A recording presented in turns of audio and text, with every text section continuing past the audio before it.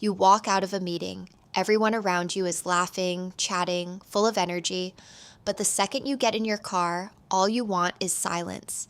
You feel like you've just run a 2-hour marathon, except you haven't moved a muscle. You just stood there, talked, smiled. So where does this exhaustion actually come from? Maybe you felt this before and found yourself wondering, is something wrong with me? Maybe a friend once told you, you're way too closed off, you should open up more, and those words stuck with you for days. Here's the answer. No, there's nothing wrong with you. In this video, we're going to break down the real reason behind it. And here's a small spoiler. It's not a weakness. It's simply the natural result of your brain working differently, and once you truly understand that, you'll start being a lot kinder to yourself. Everyone socializes, but not everyone gets tired the same way. For some people, hanging out with friends is like plugging into a power source. The more they talk, the more alive they feel, and they walk out of a crowded room practically recharged. For others, that same hangout works like a battery quietly draining in the background. On the surface, everything looks fine. They smile, they join the conversation, they might even genuinely enjoy themselves. But underneath, something is constantly being used up. That difference has nothing to do with a flaw in someone's personality. It comes down to how the nervous system processes stimulation. A social environment sends a non-stop stream of information to the brain. Who said what that facial expression meant, what tone of voice implied, when it's your turn to speak, whether staying quiet right now is fine or if it'll come across as awkward. It's like an invisible processor running constantly in the background. Your brain keeps crunching all of this data whether you're aware of it or not. Some people's nervous systems filter that stream quickly and with very little effort. For them, social information is processed almost automatically. They can walk into a room and instantly sense who's where and what the mood is, without any conscious effort at all. For others, that filtering process eats up a lot more cognitive resources. Every detail gets processed more consciously, more slowly, more deliberately. And that's exactly where the exhaustion starts, as invisible but very real labor. Labor that nobody on the outside ever notices, because the end result usually just looks like a calm, composed face. Researchers trace the root of this back to something called the brain's arousal threshold. Every person has an optimal level of stimulation. Not too little, not too much. A sweet spot where they perform at their best. Fall below that level and you get bored. Go above it and you get overwhelmed, and your mind starts to slow down like an overloaded system. Some people's nervous systems naturally sit at a lower stimulation threshold. That means outside input, sound, light, social interaction hits their too much point a lot faster. For these people, a crowded room can feel like being in a space where several instruments are all blasting at maximum volume at once. Everyone's in the same room, but some people are hearing the music at a much higher volume, and there's no dial to turn it down. This also ties into dopamine sensitivity. In extroverted people, the brain releases more dopamine when processing social reward, which is what makes them feel energized. Every new face, every new conversation acts like a tiny reward, almost like a hit of adrenaline. In introverted people, that system works a bit differently. Social stimulation gets registered less as a reward and more as data that needs processing. That keeps the brain constantly active too, just in an exhausting way instead of an enjoyable one. Here's another interesting piece. Brain imaging studies show that in social settings, introverted individuals show more intense activity in the frontal regions of the brain, the areas tied to planning, analysis, and self-monitoring. In other words, their brain is processing the same social moment far more heavily than an extrovert's would, which explains why the exact same 2-hour hangout can feel completely ordinary to one person and completely draining to another. Here's the important part. This isn't a disorder. It's simply a natural part of human variation. Think of an orchestra that needs both the drums and the violin. Both are necessary, both work in completely different ways, and both are complete in their own right. Neither one is more correct than the other. They simply play different roles. So what does this look like in everyday life?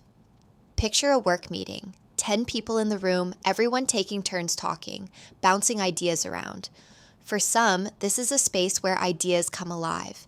Thinking out loud actually energizes them. Their thoughts get clearer the more they talk. But for others, an entire internal calculation is running until the meeting ends. Should I speak up now? Is this idea even good enough? Who's next?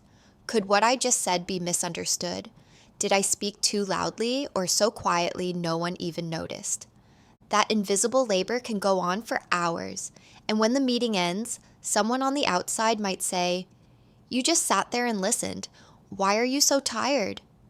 But in reality, that person was running a process in the background the entire time, like a computer slowing down under the weight of dozens of open tabs, even though it looks like it's doing nothing at all. The same thing happens at get-togethers with friends, family gatherings, even a long phone call, a crowded wedding, a noisy cafe, even a long video call. They all trigger the same mechanism. Standing around for hours at a birthday party, moving between different groups of people, might look fun from the outside, but for some people it means running a constant social calculation in their head. How long did I spend with this person? Who did I neglect? Who's the next group I need to talk to? The exhaustion doesn't come from the activity itself. It comes from the cognitive effort spent processing that activity. And that effort works the same way no matter how much you love the people you're with. Sometimes even time spent with the people you love most can be tiring, because how much you love someone doesn't change the cognitive load involved. I'll admit, I got this wrong myself for a long time. After hanging out with friends, I'd sit alone at home afterward and feel guilty about it. I'd ask myself out of nowhere, I love these people, so why am I this exhausted? For years, it felt like something was missing in me. There were even times I pushed myself to go to one more event just to seem normal. And the next day, I had no energy left to even go to work. But over time, I realized it was never about love or commitment. It was just a different battery capacity. Once I understood that, I stopped fighting the exhaustion. I learned to manage it instead. Society tends to frame this exhaustion as some kind of shortcoming. We hear things like, you should be more social, push yourself a little, you'll get used to it. It's just a habit thing. But that's the wrong way to look at it. Social fatigue isn't a lack of skill. Telling someone who gets physically tired to just run more, you'll get used to it, would be absurd. And telling someone who gets socially tired to just socialize more, you'll get used to it, is that same kind of misunderstanding. This isn't about getting used to it, it's about managing your energy correctly. No matter how much you practice, the fundamental way your nervous system operates doesn't change, but you can absolutely learn how to work with it.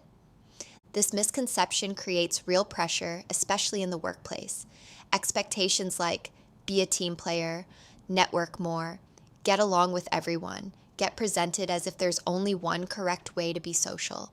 But someone who prefers to stay quiet, who talks less but thinks deeply, can contribute just as much value, just at a different rhythm. The real question here isn't, how do I get tired less? It's, how do I manage my energy better? Because this exhaustion isn't something to eliminate, it's a reality you need to account for. Just like an athlete knows the limits of their own body, knowing your own social limits isn't a weakness either. It's a form of self-awareness. So, how do you actually manage this energy?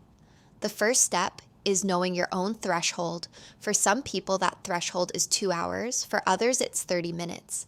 Knowing this makes it easier to set boundaries without feeling guilty about it. Saying no to an invitation or leaving a gathering early isn't rejecting the relationship. It's protecting your own capacity. The second step is treating recovery time as a necessity, not a reward. Wanting to be alone after a crowded environment isn't about avoiding people. It's a natural process your nervous system needs in order to return to balance. Just like muscles need rest after an intense workout, the mind needs rest after social interaction too. That rest can be a quiet room, a book, a walk, or simply doing nothing at all. Third, think about social interaction in terms of quality, not quantity.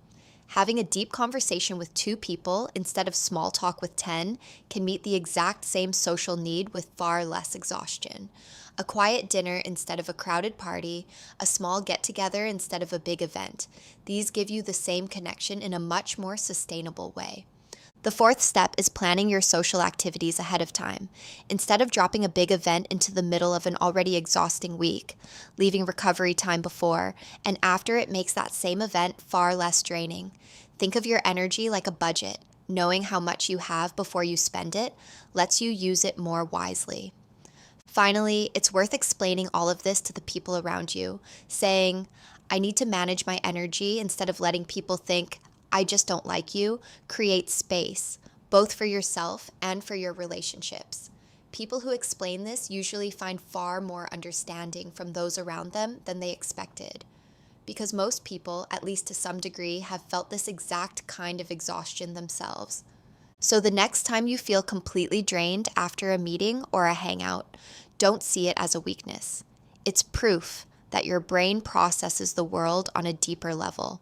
Everyone's playing a different instrument in the same orchestra. Yours just happens to have a more sensitive ear. Knowing your energy isn't about limiting it. It's about respecting it. And in the long run, that respect strengthens both your relationships with others and your relationship with yourself.